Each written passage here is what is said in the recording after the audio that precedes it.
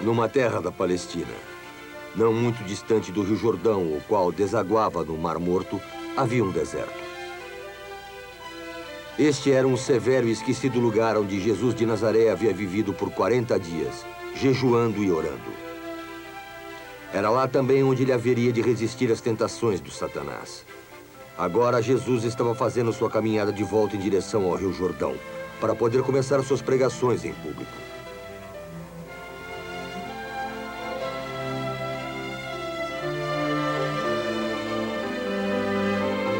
Uma vez, Jesus voltando da Galileia para encontrar João Batista pelo Rio Jordão, onde ele havia sido batizado por João, e agora Jesus estava retornando à Galileia.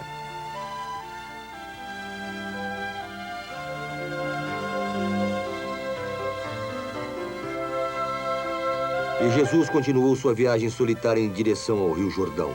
Novamente ele passou perto do local onde ele havia sido batizado e encontrou João Batista conversando com seus seguidores.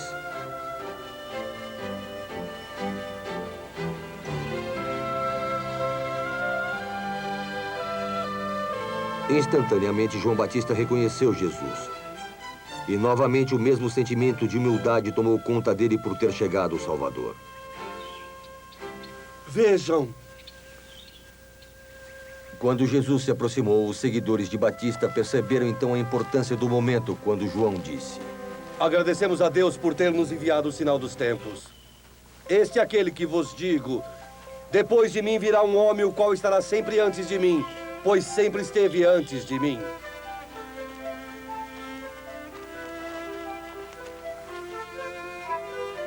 No dia seguinte, Jesus outra vez aproximou-se de João Batista.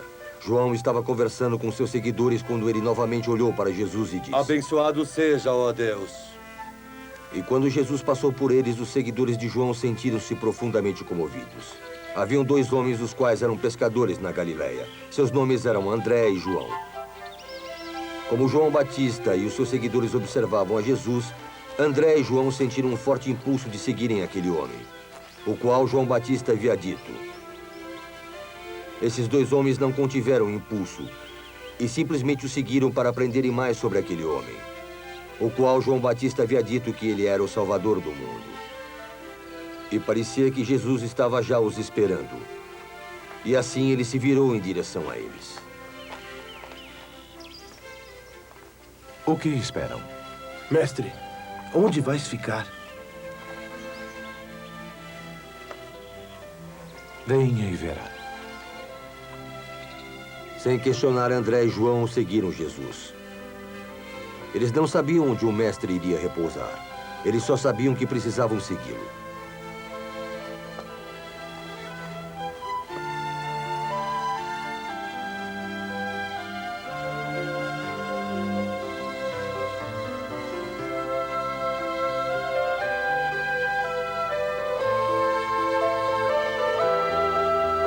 Não muito distante de onde eles haviam encontrado Jesus estava o lugar onde ele passou o resto do dia. E enquanto eles conversavam, suas perguntas iam sendo respondidas de uma maneira que eles sentiram. Sim, era ele, o prometido Salvador. E foi esta firme convicção que moveu André até seu irmão Simão. André não pôde conter a sua pressa e sentiu que precisava dividir as grandes novidades com seu irmão.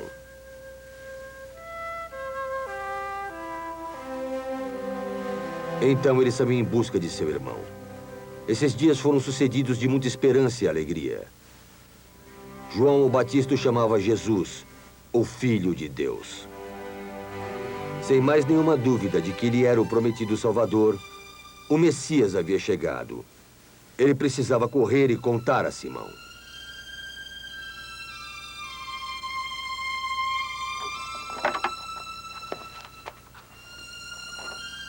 Simão.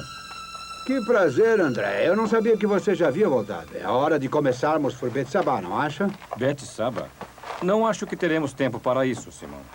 Por que está tão excitado, André? O que foi? Simão, nós encontramos o Messias, o Cristo, o prometido Salvador. Messias? Você fala com grande convicção, André, mas...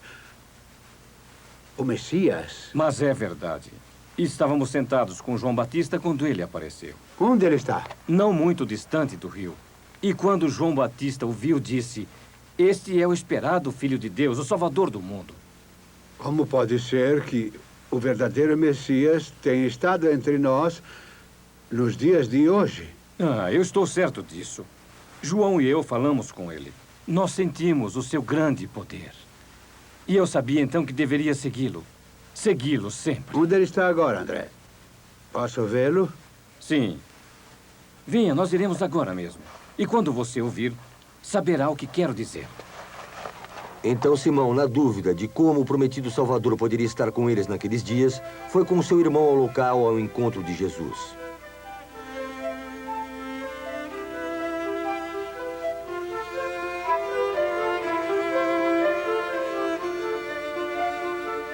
Quando os dois homens estavam perto do local onde André havia deixado Jesus e João, novamente André disse ao seu irmão como ele e João haviam encontrado Jesus. E agora eles tinham certeza que deveriam seguir Jesus, assim como ele disse: "Venham e verão."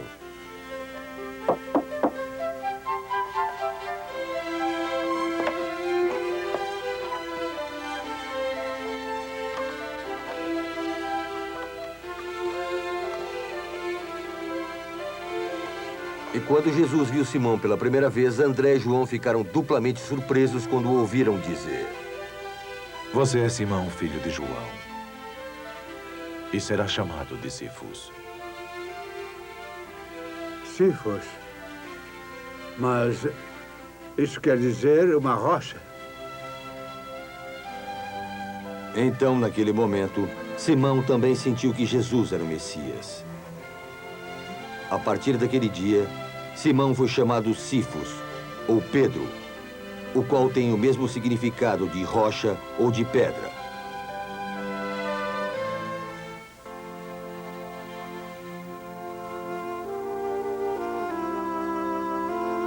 No dia seguinte, eles continuaram sua caminhada pela Galileia.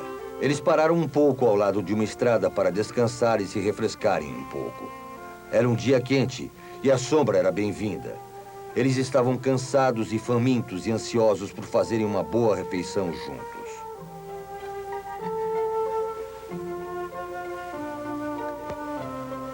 Jesus deu graças ao simples alimento que eles iriam comer.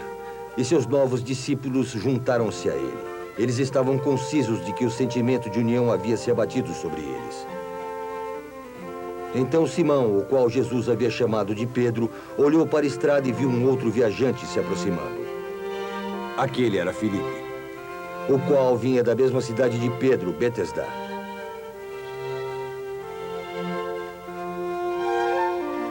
Mas antes mesmo que Pedro pudesse dar as boas-vindas a Filipe, Jesus já havia deixado o grupo.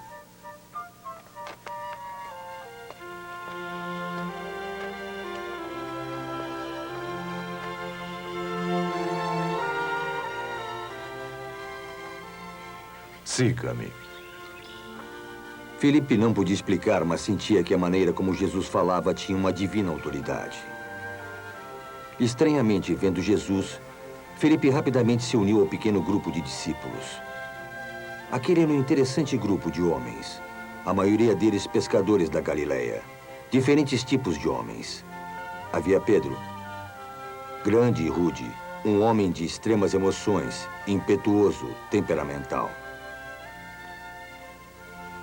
E João, um profundo pensador. Ele também era um pescador, o qual mais tarde se tornaria um discípulo muito amado por Jesus. André, o homem de negócios. Quieto, diferente, um profundo meditador. E Filipe, o último a acreditar como ele tão rapidamente havia encontrado Jesus. E o espírito de novas aventuras estava agora entre eles. Mas mais do que isso, eles estavam inspirados pelo fato de que o prometido Salvador havia escolhido entre eles para serem seus seguidores e amigos. Após a refeição, os homens continuaram a viagem para a Galileia.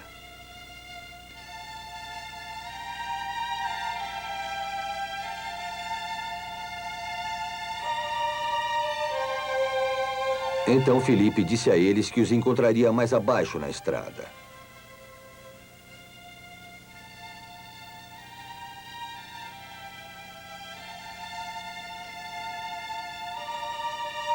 pois ele iria ver um homem que se chamava Natanael.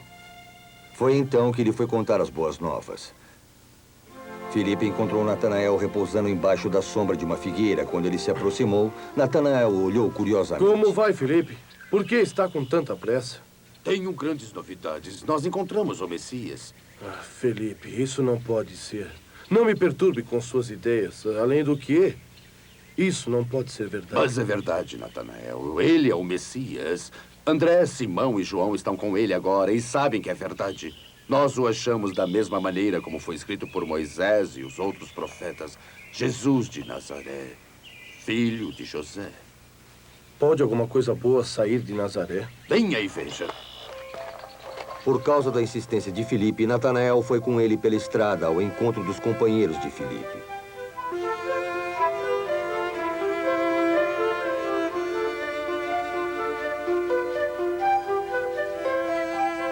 Eles não esperaram por muito tempo, pois o grupo não estava muito distante.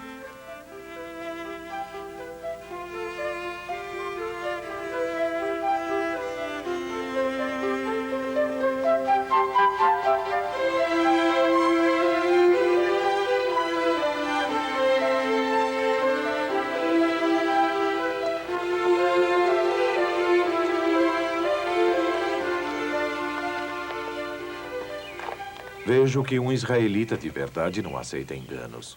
Como me conheces? Antes de Felipe ir chamá-lo, você estava sob a sombra de uma figueira e eu o vi.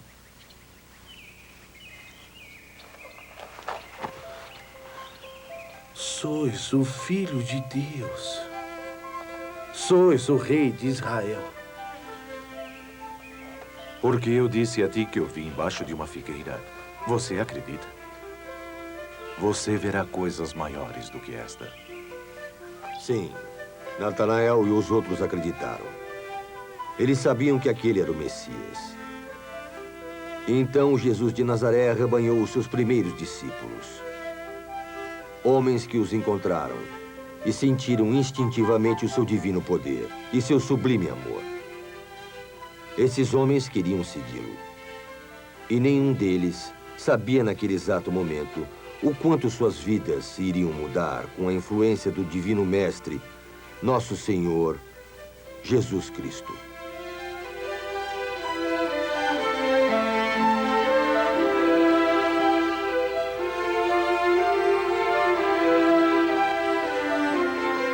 A vida de Cristo.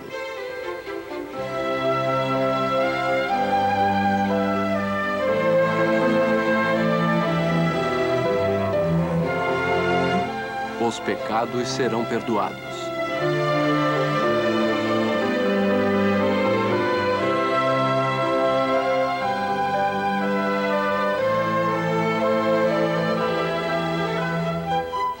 Naqueles dias, quando a terra de Israel estava sob o domínio e as leis do grande imperador romano, impostos eram pagos ao imperador. E esses impostos eram coletados pelos publicanos. E as pessoas de Israel odiavam os publicanos porque eles eram desleais a seu próprio povo. Além dos impostos serem pesados e injustos, a maioria dos coletores era desonesta e os homens ricos que visavam apenas expandirem suas riquezas. Impostos deveriam ser pagos nas importações e exportações, e em tudo que fosse comprado ou vendido. Haviam grandes barreiras. As taxas eram impostas sobre transportes, carregamentos de animais, embarcações, alimentos e tudo mais que pudesse se imaginar. Ninguém conseguia deixar de pagar esses impostos ao imperador romano. Ou não pagaram diretamente seus impostos aos coletores publicanos. E houve um tempo na cidade quando Mateus Levi não era diferente dos outros publicanos. Ele também era desprezado pelo povo. Mas um dia, a cidade foi repentinamente apanhada por uma grande euforia. As novidades que chegavam era de que o grande profeta da Galileia havia retornado e agora estava entre eles. Já ouviu as novidades? Não, os romanos aumentaram os impostos de novo? Não, esta é bem melhor. É que Jesus de Nazaré está aqui. Jesus de Nazaré? Tenho ouvido muito sobre ele. Vou com você. Não está fechando um pouco cedo hoje? Por hoje, sim.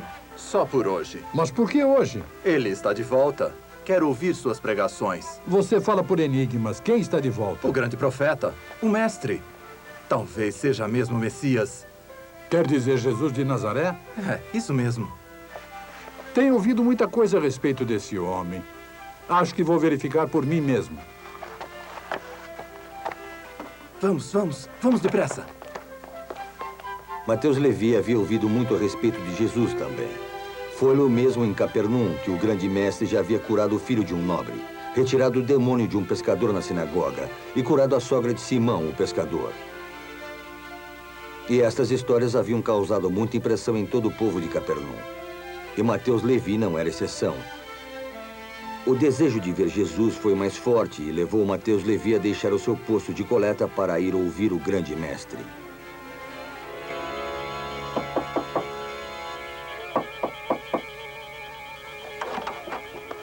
Temos boas novas. Eu ouvi, ele está de volta. O mestre, tem certeza? Eu ouvi com meus próprios olhos. Temos que levar nosso irmão até ele. Sim, entrem. Jesus de Nazaré está de volta. Vamos levá-lo até ele. Você ficará bom. Eu sei que ficará. Eu sei que ele pode. Se ao menos eu pudesse vê-lo. Devemos ir logo. Tem uma multidão muito grande.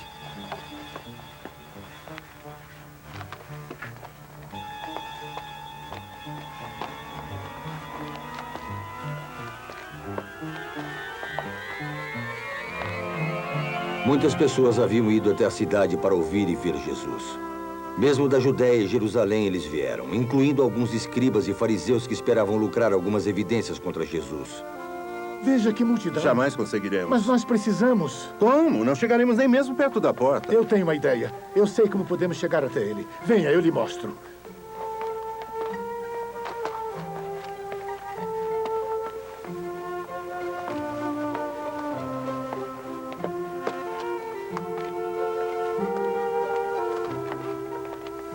Jesus estava pregando a palavra de Deus àqueles que tinham vindo para escutá-lo. Não havia dúvidas do porquê aquelas pessoas tinham vindo para ouvir Jesus. Os sentimentos deles estavam refletidos em seus rostos. Sua fama havia viajado rapidamente por todo Israel. Ele havia curado muitos e alguns acreditavam que ele era o prometido Messias. Outros maravilhados com seus ensinamentos diferentes dos escribas e fariseus. As regras religiosas de Israel não foram as únicas que fizeram a fama de Jesus. Mas eles também o condenaram, porque ele publicamente censurou a sua religião formal e seus trabalhos frios. E ele pregou ao povo que reconhecessem Deus como um pai amado, o qual perdoa todos os pecados.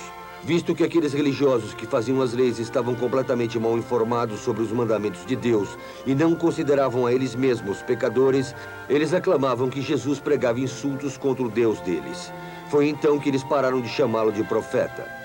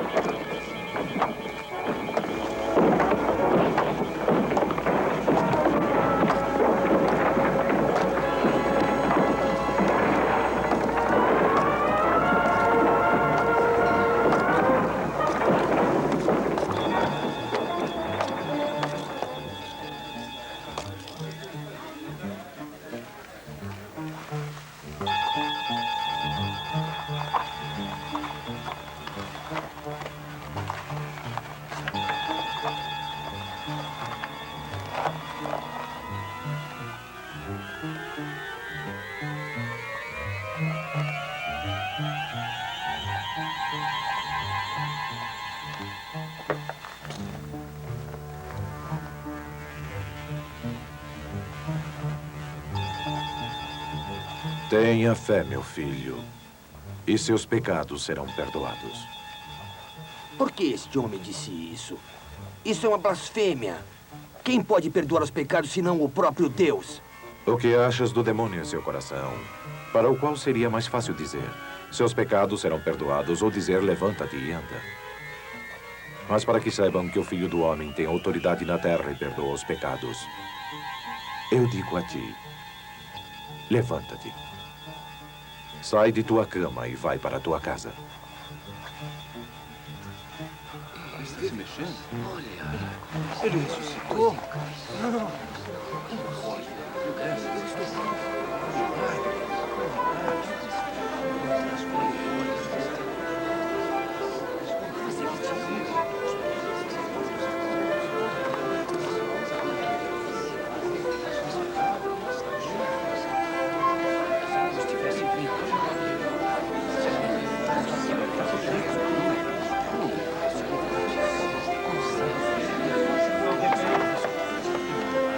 multidão estava estarrecida. Nunca ninguém havia visto algo como aquilo. Aquilo era um milagre. Aquele Nazareno tinha que ser mesmo o Filho de Deus. Ele tinha que ser o Messias. Sim, havia grande alegria no rosto daquele paralisado homem. Outra vez, Jesus havia mostrado que ele tinha vindo não só para curar as doenças, mas para trazer o conforto a todos aqueles que estavam na dor por causa de seus pecados. Ele havia dito e provado que aqueles que sofrem com a dor de seus pecados podem obter a graça e o perdão de Deus. Mas será que Jesus estava oferecendo a salvação a todos? Ao homem paralisado, Jesus havia dito: Filho, teus pecados serão perdoados. Ele não havia feito nenhuma pergunta. Ele parecia saber o que aquele homem tinha em seu coração. Mas poderia Jesus olhar com desprezo aos publicanos como Mateus Levi? Alguém cuja ocupação havia trazido a desgraça a si e à própria família. E depois disso, Jesus saiu e viu aquele coletor de impostos chamado Mateus Levi, sentado em sua mesa de coleta.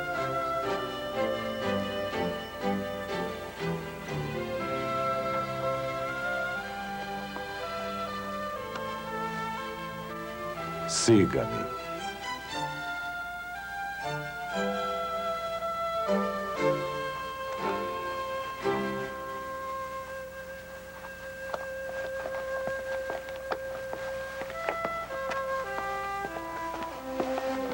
Este foi o momento mais importante na vida de Mateus. Quando Jesus olhou com amor para Mateus, seu espírito ficou tão feliz que ele obedeceu ao comando do mestre e uniu-se aos outros discípulos. Mas, Levi, eu não posso entender tudo isso.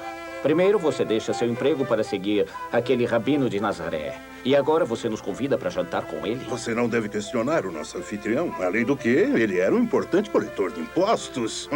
Levi, talvez o seu novo mestre possa nos proteger do ódio do povo. E dos fariseus também.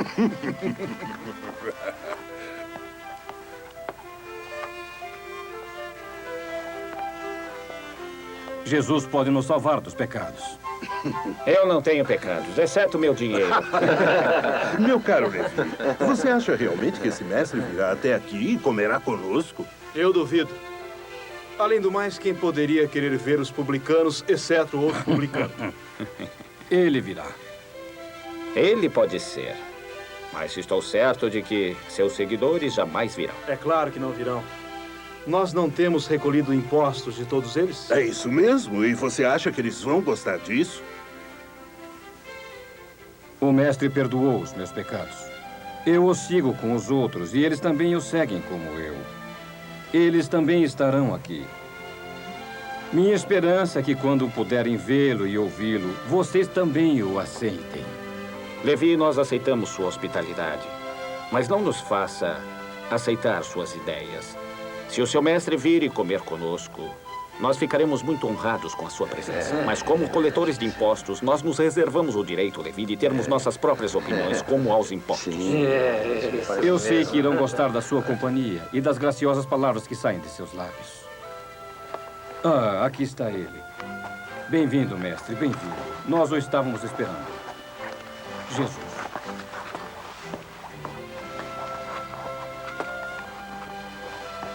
E então, Jesus foi bem-vindo à casa de Mateus Levi, o coletor de impostos. Agora, mais um seguidor do Salvador.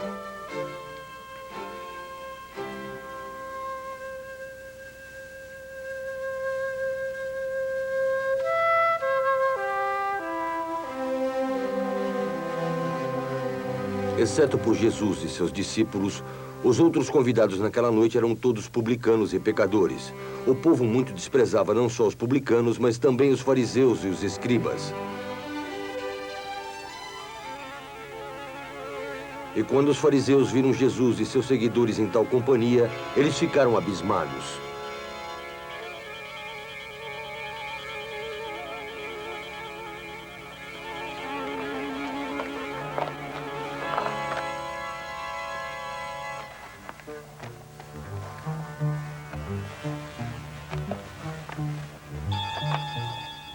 Por que o seu mestre come com os coletores de impostos e pecadores?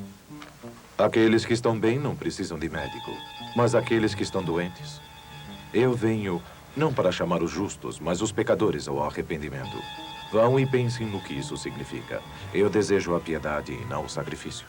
Por que os discípulos de João e os discípulos dos fariseus comem, mas os seus discípulos não comem?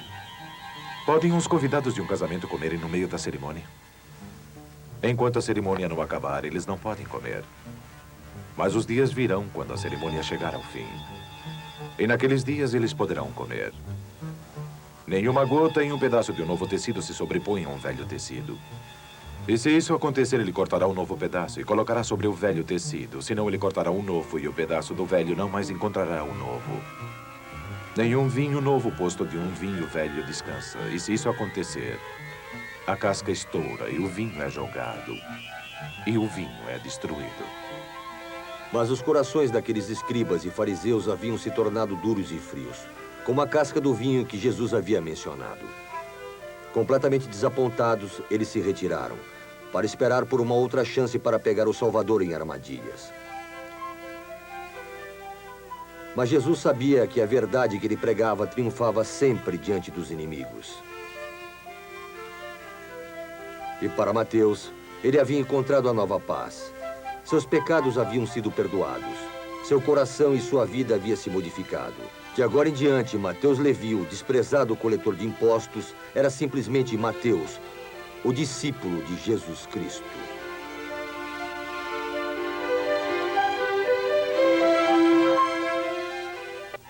A vida de Cristo.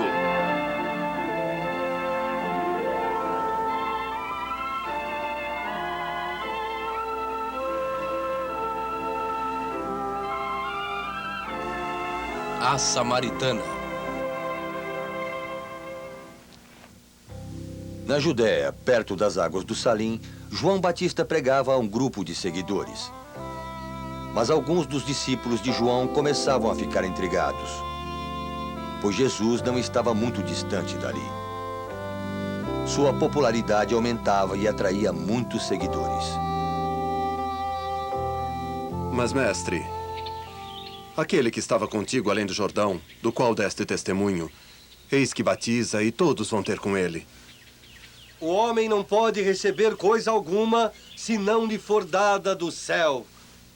Vós mesmos sois testemunhas de que disse: eu não sou o Cristo, mas sou enviado adiante dele. Aquele que tem a esposa é o esposo, mas o amigo do esposo que lhe assiste e o ouve, alegre-se muito com a voz do esposo. Assim, pois, já este meu gozo está cumprido. A ele convém crescer, porém a mim diminuir. Aquele que vem de cima é sobre todos. E mais uma vez, João dava seu testemunho ao Cristo. Mas seus seguidores não compreendiam o que seu mestre ensinava. E principalmente uma coisa: Jesus tinha mais seguidores que João Batista. Para todo lugar que Jesus fosse, as pessoas vinham ouvi-lo. E seus seguidores falavam de seus ensinamentos e da influência que exerciam. Mas um grupo de sacerdotes que comandava Israel não gostava da popularidade de Jesus. Então, esses sacerdotes dos fariseus resolveram fazer valer sua autoridade e resolveram vigiar mais de perto e não permitirem que essa popularidade crescesse tanto a ponto de perderem o controle sobre o seu povo. E quando Jesus entendeu que os fariseus tinham ouvido que ele fazia e batizava mais discípulos do que João, ainda que Jesus não batizasse, mas seus discípulos sim, deixou a Judéia e foi outra vez para a Galiléia. E para chegar a Galiléia, era-lhe necessário atravessar a Samária.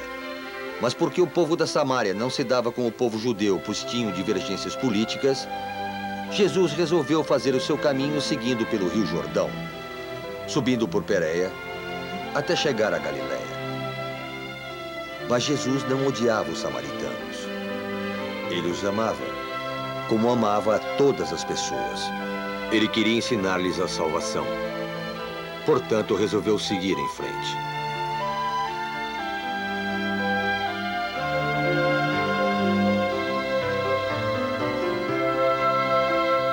Foi, pois, a uma cidade da Samária chamada Sicar. O dia estava quente e empoeirado. Então, quando já estavam nos limites da cidade, pararam para descansar. Junto da herdade que Jacó deu a seu filho José. O povo de Sicar tinha uma fonte. Naquele dia em que Jesus estava descansando, os discípulos resolveram ir à cidade comprar comida. Eles deixaram o mestre e seguiram pela estrada. Ele não ficaria muito tempo só, pois a cidade ficava próxima.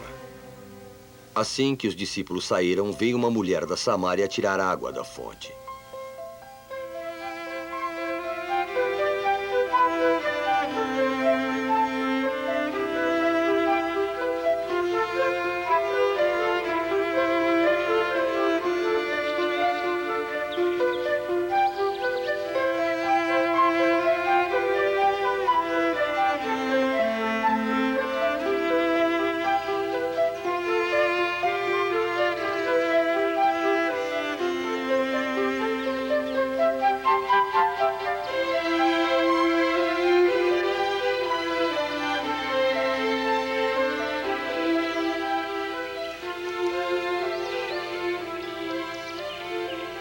Mulher, dá-me de beber. Como sendo tu um judeu, pede de beber a mim, que sou uma mulher samaritana? Se tu conheces o dom de Deus, é Ele quem diz, dá-me de beber.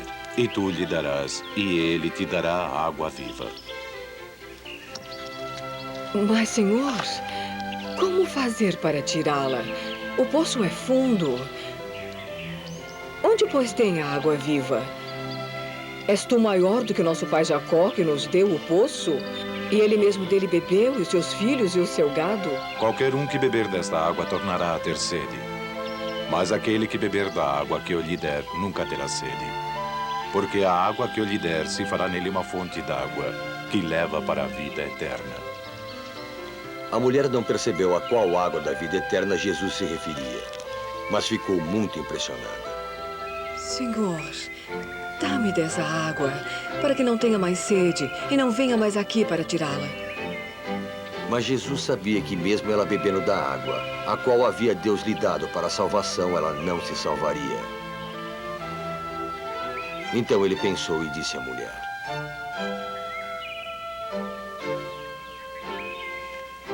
Vá, chama teu marido e volta aqui. Eu não tenho marido. Disseste bem quando disseste não tenho marido, porque tiveste 5 maridos. E o que agora tens não é teu marido. Isto disseste com verdade. Senhor, sabe, Senhor, eu estou vendo que é um profeta. Nossos pais adoraram muito neste monte, e vós dizeis que é em Jerusalém o lugar onde se deve adorar. Mulher, creia-me que a hora vem quando nem neste monte nem em Jerusalém adorareis o Pai. Vós adorais o que não sabeis. Nós adoramos o que sabemos, porque a salvação vem dos judeus. Porém, a hora vem e agora é em que os verdadeiros adoradores adorarão o Pai em espírito e em verdade. Porque o Pai procura tais que assim o adorem. Deus é espírito. E importa que os que o adoram, o adorem em espírito e em verdade. Eu sei que um dia o Messias virá, e quando esse dia chegar, nos anunciará todas as coisas. Eu sou aquele que fala contigo. A alegação de Jesus e o conhecimento sobre sua vida pessoal poderiam significar apenas uma coisa para aquela mulher. Este tem que ser o Messias prometido. E por alguns instantes, ela alegrou-se com sua descoberta. Mas agora, perante essa novidade, ela sabia que deveria implorar pelo seu divino perdão. Os discípulos agora voltavam da cidade com a comida.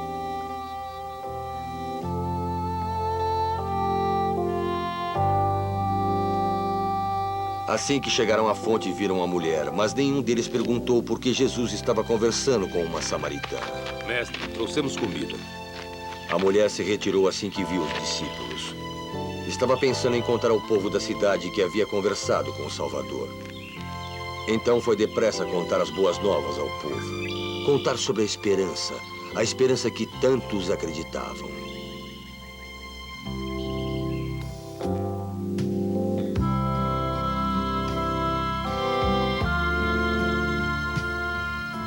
De volta à cidade, a mulher começou a contar a novidade e rapidamente formou-se uma multidão. E a multidão ouviu sobre o homem com quem ela havia conversado na fonte.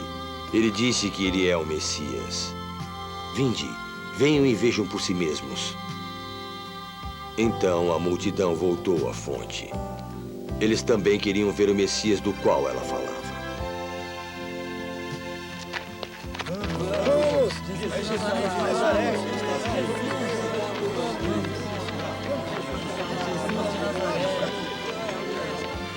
Mestre, tens que comer. A minha comida vocês não conhecem. Trouxe-lhe algo de comer. A minha comida é fazer a vontade daquele que me enviou e cumprir a sua obra. Não dizeis vós que ainda há 4 meses até que venha a ceifa? Eis que vos digo, levantai os vossos olhos e vede as temas que já estão brancas para a ceifa.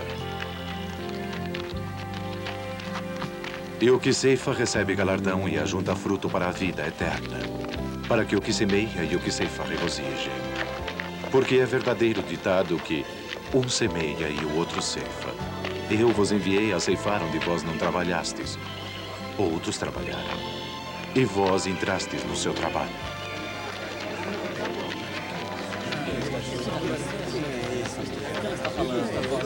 Aqui está o homem que me disse tudo quanto tenho feito.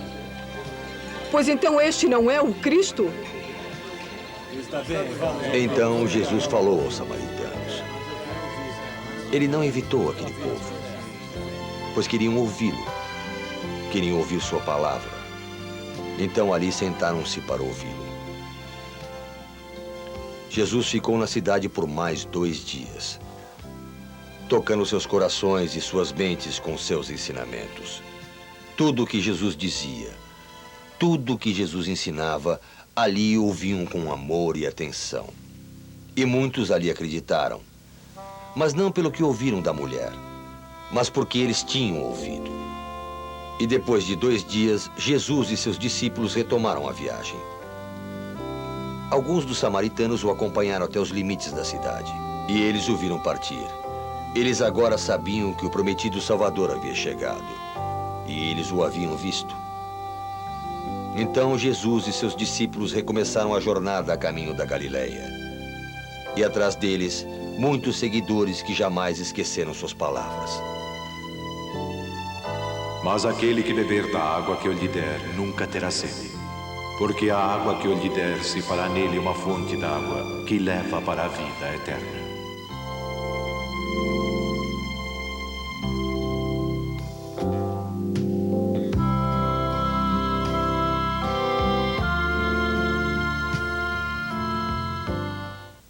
A vida de Cristo.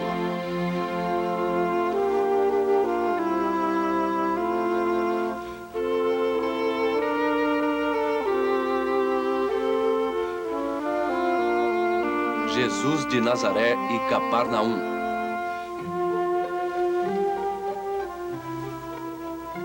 Jerusalém, a cidade mais rica de Israel. Nela havia o maior templo para onde vinham pessoas de todo o país. Um novo profeta chegava da Galileia. Seu nome era Jesus. E por onde ele passava, as pessoas o seguiam.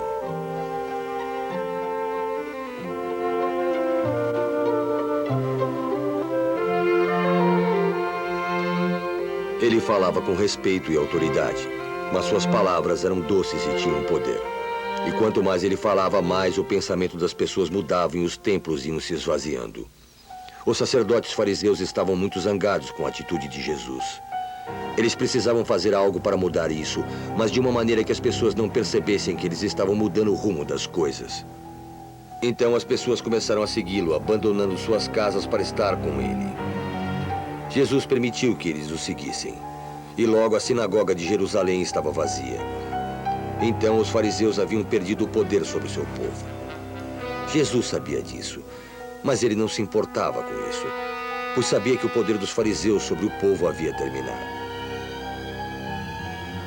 Então ele voltaria com seus discípulos à Galileia. Mas a ira dos tolos fariseus era imensa naquele momento. Além disso, ele sabia que havia o trabalho do Pai a fazer na Galileia. Então, deixando Jerusalém, Jesus e seus discípulos começaram a viagem para o norte, através da Judéia, da Samária, até a Galileia. Quando passaram por Canaã, foram recebidos pelos galileus. Muitos ali já o tinham ouvido em Jerusalém. E muitos eram de outras partes e também já tinham ouvido a sua palavra. Então o povo de Canaã não ficou surpreso quando Jesus começou a lhes falar sobre os ensinamentos de Deus, dizendo que o Rei dos Céus colocava o poder em suas mãos, dizendo a eles que acreditassem e que acreditassem em Deus. A algumas milhas dali, em Cafarnaum, um pequeno garoto estava muito doente. Seu pai e sua mãe faziam de tudo para ver o filho curado. Mas ninguém lhes dava esperança. Foi quando o médico disse-lhes que o filho não estava bem. Ele não está bem? Pois faça alguma coisa. Já fiz tudo quanto podia. Receio que ele não sobreviva. O garoto estava morrendo. Ele não reconhecia mais ninguém, nem seu pai, nem sua mãe. Mas o criado não suportava mais assistir aquilo. Foi quando o criado lembrou-se. Senhor, só existe um que pode salvar o seu filho. Ele já curou outros. Ele a cura. Quem é esse? Seu nome é Jesus. Ele é de Nazaré, mas agora está em Canaã, não muito distante daqui. Jesus? Já ouvi falar sobre ele. Eu vou. Prepare a minha viagem. Traga minha roupa. Vou trazê-lo.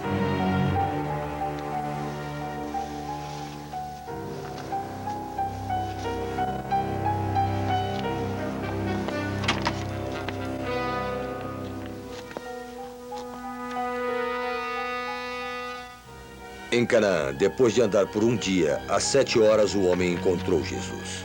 Perdoe-me, eu preciso falar com ele. Mestre, tem que vir comigo até Cafarnaum. Meu filho está morrendo. Se não virdes sinais e milagres, não crereis. Senhor, vá até Cafarnaum. Meu filho está morrendo. Vai. O teu filho vive, e bem.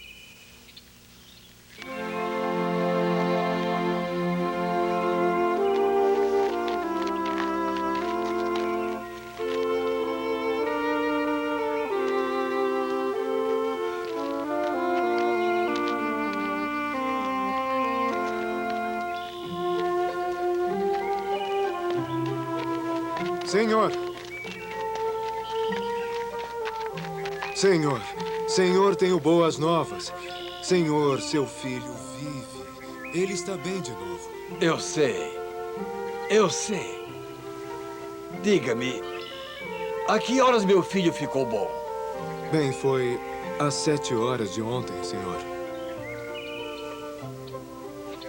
O teu filho vive, e bem. Vamos. Quero contar a meu filho e a sua mãe quem o salvou.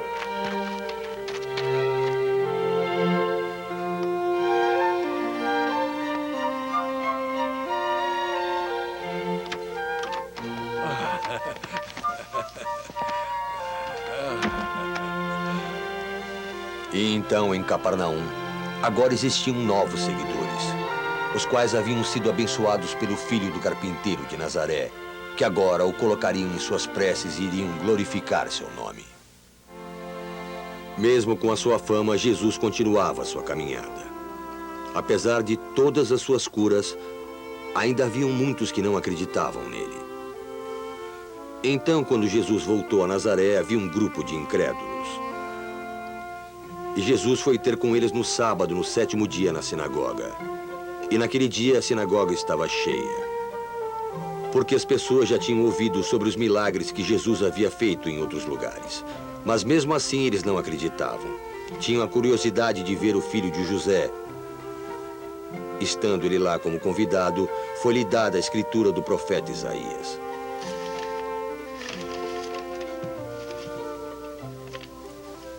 O Espírito do Senhor está sobre mim, porquanto me ungiu para evangelizar aos pobres, para curar os quebrantados do coração, a apregoar liberdade aos cativos e dar vista aos cegos, a pôr em liberdade os oprimidos e a anunciar o ano aceitável do Senhor.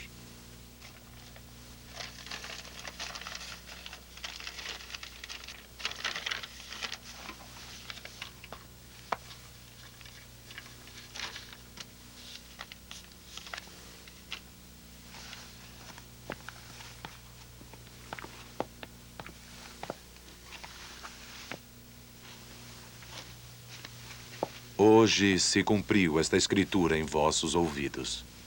Esse não é o filho de José? Sim, é ele. O filho de José, o carpinteiro. E como pode ele dizer que as escritas se cumpriram? Por acaso pensa ser ele o filho de Deus?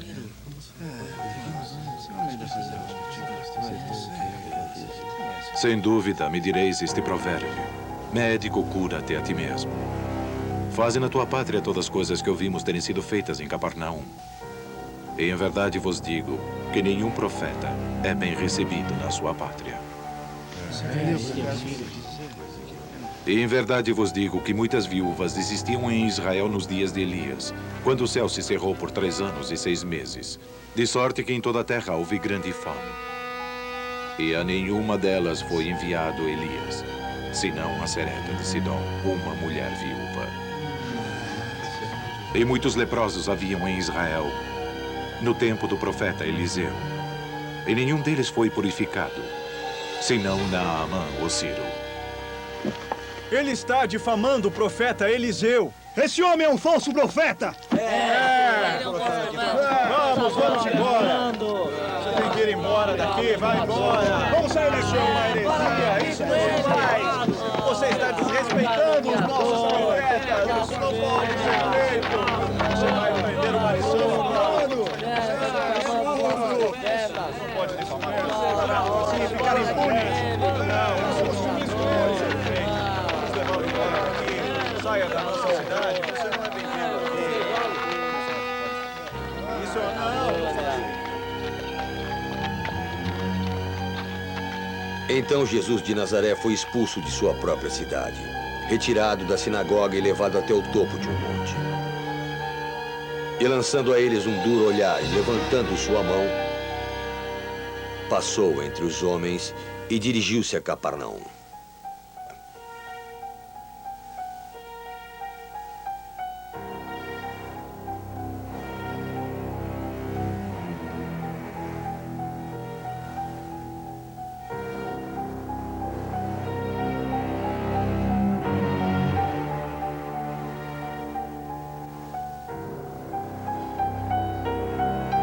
E naquela cidade foi a última vez que o povo de Jerusalém seguiu a Jesus, pois ele era recebido em todas as cidades, mas em Nazaré isso não acontecia, pois seu próprio povo o renegava. Mas Jesus disse: nenhum profeta é bem recebido em sua pátria. Mas indo para Capernaum pelo mar, as pessoas o recebiam muito bem, e ele lhes falava sobre o profeta Isaías e suas escrituras. A terra de Zabulão e a terra de Naftali é o caminho do mar, além do Jordão, Galileia dos gentios. O povo que disse que estava na escuridão agora vê uma grande luz. E para aqueles que estavam escondidos nas sombras da morte, a luz agora chegou. Que meu Pai permita que possam ver essa luz.